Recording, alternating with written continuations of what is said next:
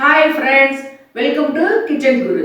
நாம் இன்னைக்கு கம்புல கார புட்டு எப்படி செய்யறதுன்னு பார்க்க போகிறோம். பொதுவாக நம்ம இனிப்பு புட்டு நிறைய செஞ்சு சாப்பிட்ருக்கோம். எங்கள் அம்மா சின்ன வயசில் எங்களுக்கு இந்த கம்பு கார புட்டு செஞ்சு தந்திருக்காங்க. இந்த கம்பு கார புட்டை சாயந்தரம் ஸ்கூல்லேருந்து குழந்தைங்க வந்தோடனே செஞ்சு கொடுங்க.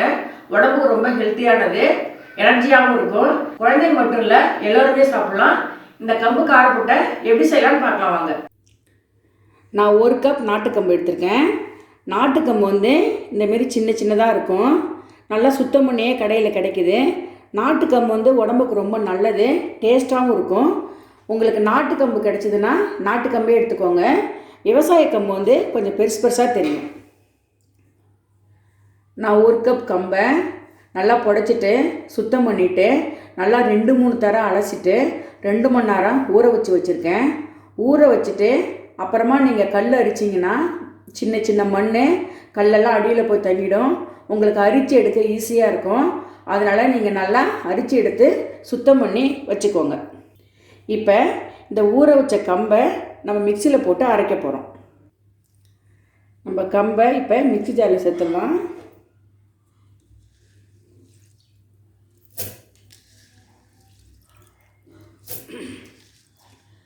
கம்பை இப்போ நம்ம மிக்சியில் சேர்த்தாச்சு.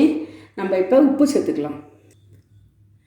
சின்ன டீஸ்பூனால் நான் 2 ஸ்பூன் உப்பு சேர்க்குறேன்.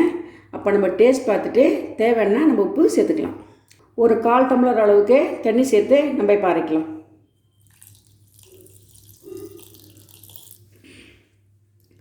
நம்ம இப்போ கம்பை அரைச்சாச்சு. ரொம்பவும் நைஸாக அரைக்கூடாது, கொஞ்சம் குறப்பாக தான் அரைக்கணும். இப்போ நான் உங்களை காட்டுறேன். இங்கே பாருங்கள், இப்படி இருந்தால் தான் புட்டு கொஞ்சம் சொலையாக இருக்கும். இங்கே பாருங்கள், கொஞ்சம் குறப்பாக இந்தமாரி அரைச்சிக்கோங்க. இந்த அரைச்ச மாவை நம்ம இட்லி தட்டில் வேக வைக்க போகிறோம். இட்லி தட்டில் எண்ணெய் தடவிட்டு இந்த மாவை நம்ம அதில் வைக்க போகிறோம். நம்ம இட்லி தட்டில் எண்ணெய் தடவிக்கலாம்.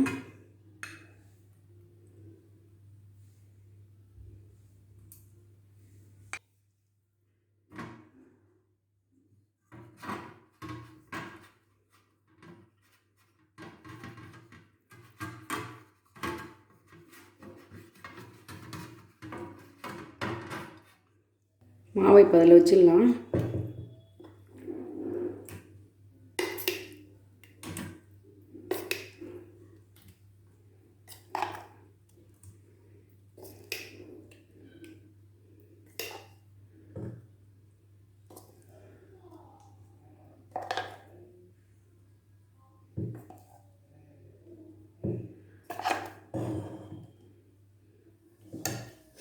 இப்போ நம்ம அடுப்பு ஆன் பண்ணியாச்சு.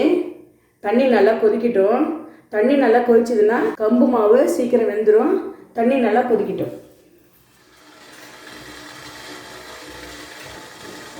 கம்பு மாவை நம்ம இப்போ உள்ளே வச்சிடலாம்.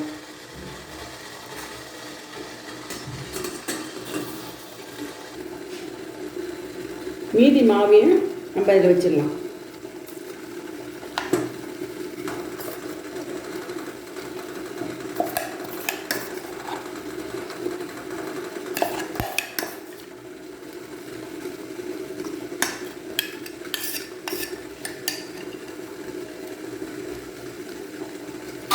மாவு சூடேறிடுச்சுன்னா இந்த ஹோல் வழியாக கீழே போகும், யோசிக்காதீங்க, போகாது. சூடேறிடுச்சுன்னா மாவு கெட்டியாக தான் இருக்குது. நம்ம எல்லா மாவுமே இதில் வச்சிடலாம்.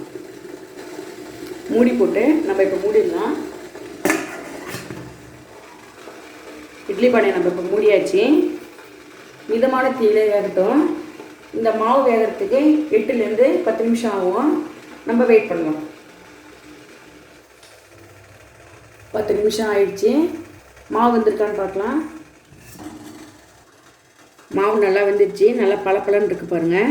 நல்லா வாசனை வந்துருச்சு. புதுசாக செய்கிறவங்களுக்காக சொல்கிறேன். இப்படி குத்தி பாருங்கள். மாவு ஒட்டில் பாருங்கள், வெந்துருச்சு. இப்போ நம்ம எடுத்துடலாம். எடுத்து நம்ம வேறு பாத்திரத்தில் குத்தியாச்சு. இதை நல்லா ஆறட்டும். ஆறணுன்னா நம்ம கையால் ஊற்றி விட்டுக்கலாம். இப்போ நம்ம தாளிச்சிக்கலாம். வானல் சூடேறிடுச்சு. நம்ம எண்ணெய் சேர்த்துடலாம்.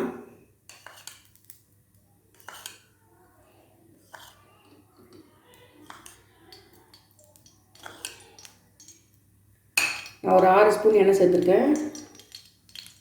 எண்ணெய் சூடேறிடுச்சு. 1 டேபிள் ஸ்பூன் கடுகு. கடுகு நல்லா பொரியட்டும்.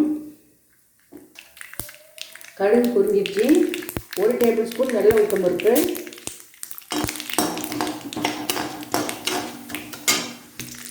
தாளிக்கும் போது மிதமான தீயிலே வச்சுக்கோங்க, அப்போ தான் காந்தாமல் இருக்கும். 6 டேபிள் ஸ்பூன் பெருங்காய பவுட்ரு. 1 சிகப்பு மிளகாய் கிள்ளி சேர்த்துக்கலாம்.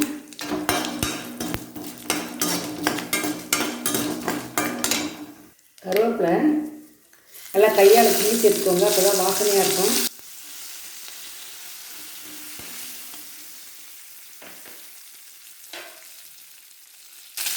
ஒரு பெரிய பச்சை மிளகாய்,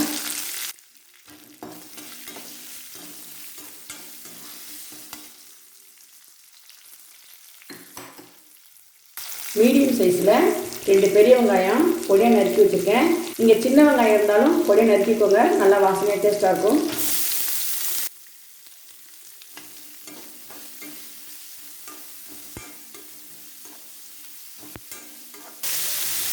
நான் 1 சிகப்பு மிளகாயும் 1 பச்சை மிளகாயும் சேர்த்துருக்கேன். நீங்கள் உங்கள் கார டேஸ்ட்டுக்கு தகுந்த மாதிரி நீங்கள் மிளகாய் சேர்த்துக்கோங்க. நம்ம மிதமான தீயிலே வச்சுக்கலாம். வெங்காயத்தை கலர் மாறாமல் நல்லா வதக்கிக்கோங்க. இந்த வெங்காயத்துக்கு மட்டும் 1/4 டீஸ்பூன் உப்பு சேர்க்குறேன். கம்பு மாவை சேர்த்த பிறகு நம்ம உப்பு தேவைன்னா நம்ம சேர்த்துக்கலாம்.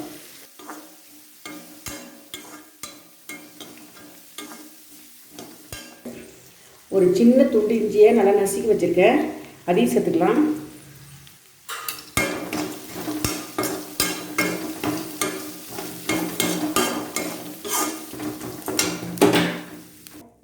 நம்ம வேக வச்ச கம்பு மாவை இந்தமாரி உதுத்துக்கோங்க. நல்லா ஆறிடுச்சு. இந்தமாரி நல்லா ஊற்றுக்கோங்க.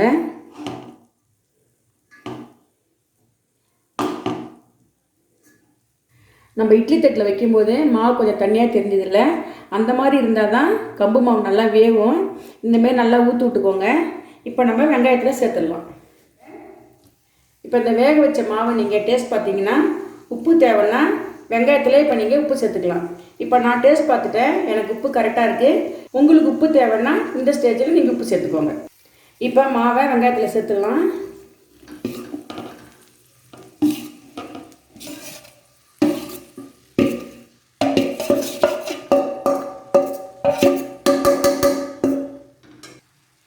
தீயை சிம்லே வச்சுக்கோங்க. இப்போ நல்லா கிண்டி விட்டுக்கோங்க.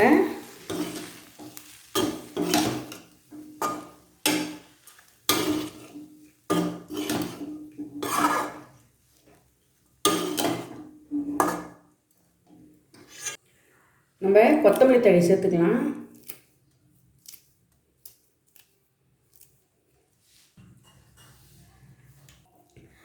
துருவின தேங்காய் ஒரு 3 டேபிள் ஸ்பூனு, அதையும் சேர்த்துக்கலாம்.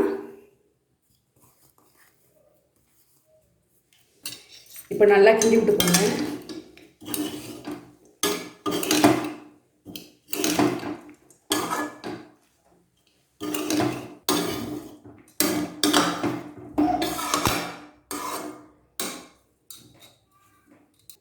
தேங்காய் தூள் சேர்த்த பிறகு அடுப்பில் ரொம்ப நேரம் இருக்கக்கூடாது.